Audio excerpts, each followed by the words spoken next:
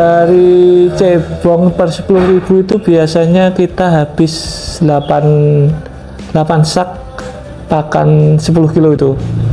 Untuk percel ke konsumsi per 1000-nya biasanya kita habis di hampir 10 sak, 9 sampai 10 sak 30 kilo sampai panen, usia percel sampai panen. Untuk konsumsinya kita biasa terima di harga 40.000 sampai 45.000 per kilonya.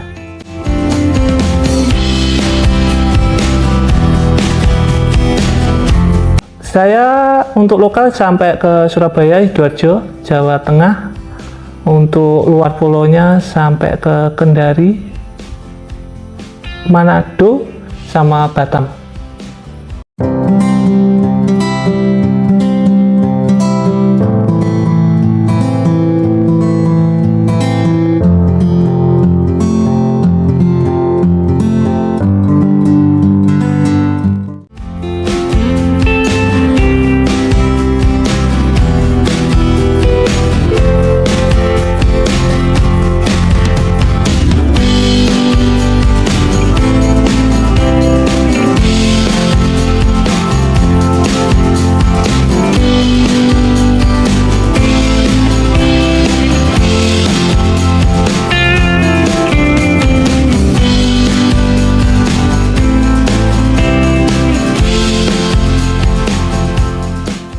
Halo, assalamualaikum. Saya Puji dari Bullfrog Kediri. Alamat ada di Desa Sumberjo, Kecamatan Kandat, Kabupaten Kediri. Untuk bullfrog yang ada di budaya kita sebenarnya dari spesies American Bullfrog, itu dari Amerika. Untuk di Indonesia sebenarnya sudah sangat lama, hampir 20-25 tahun sudah ada di Indonesia. Ini termasuk spesies yang mudah dibudidayakan. Habitat aslinya di air tawar. Untuk pakan alaminya sebenarnya serangga kecil seperti itu. Untuk di budidaya kita kan pakai pelet, sudah bisa diganti dengan pelet. Awal mulanya kan saya dulu petani bibit lele. Nah, awal corona itu berhenti karena terkendala pemasaran sering terjadi gagal panen. Nah, akhirnya ada temen yang suruh nyoba bullfrog ini, saya coba terus sampai sekarang, berlanjut sampai sekarang. Mungkin kalau kata bullfrog istimewanya ada di size, ada di ukurannya kan bisa sampai 350 gram, 400 gram. Kalau katak sawah lokal yang ada di Jawa mungkin 100 gram, 150 gram sudah mentok.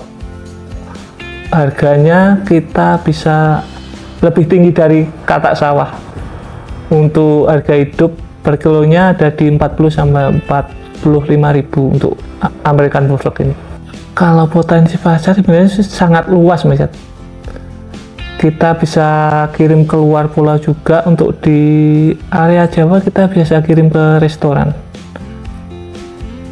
Untuk ekspor sebenarnya kita bisa juga, tapi ada beberapa kendala, terutama perizinan sama kuantitas kita belum bisa mencukupi untuk ekspornya.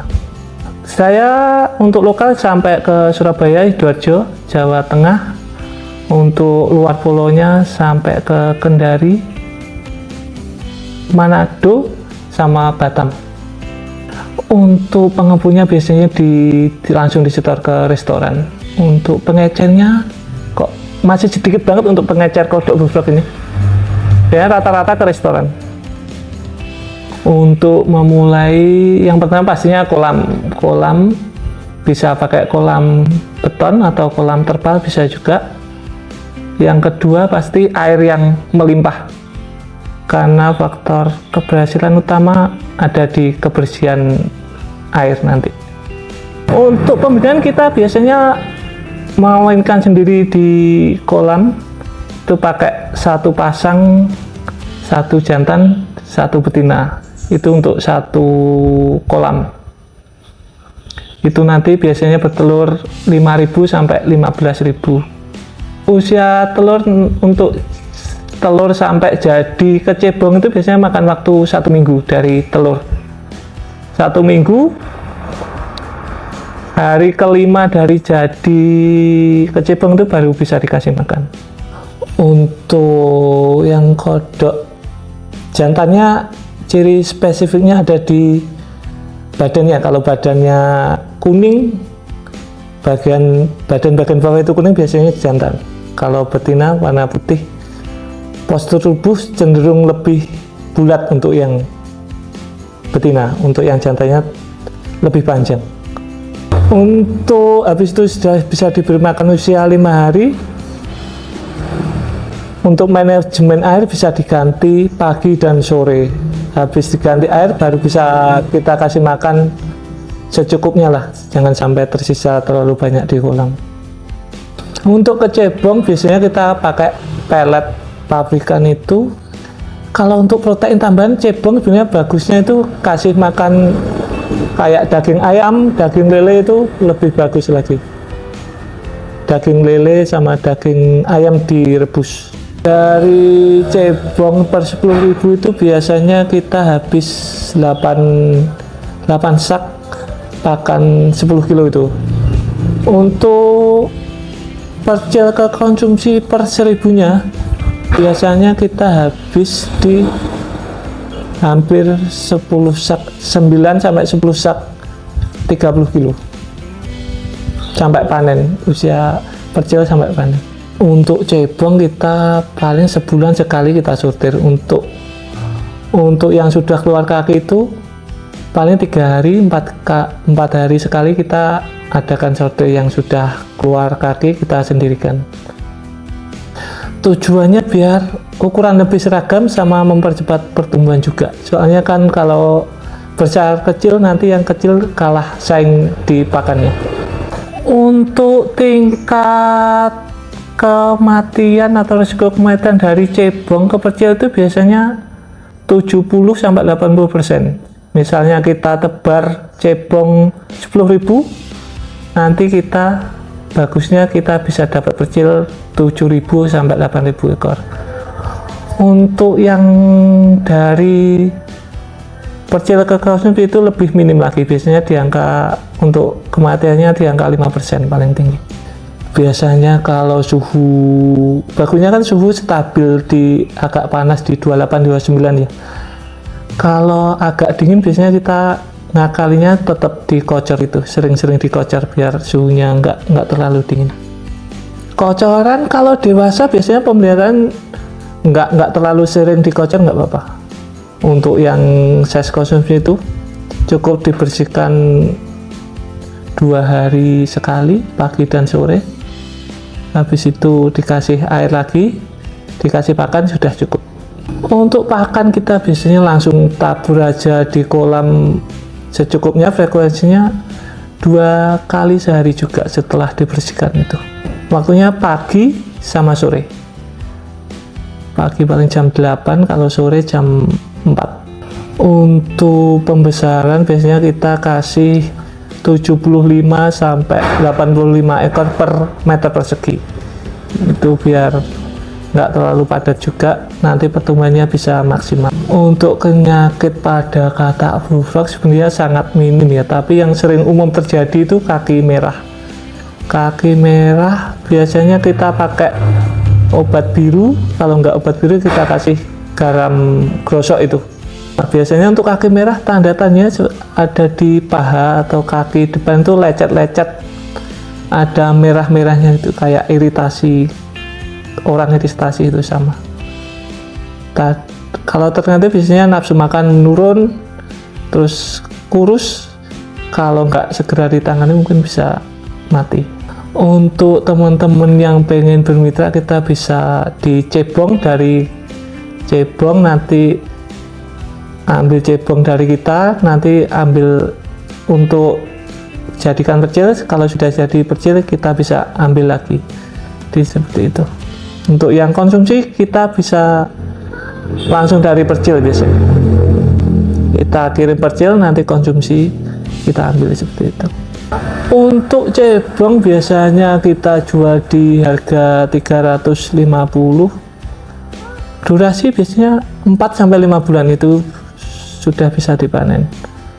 Untuk harga percinnya kita naik turun biasanya.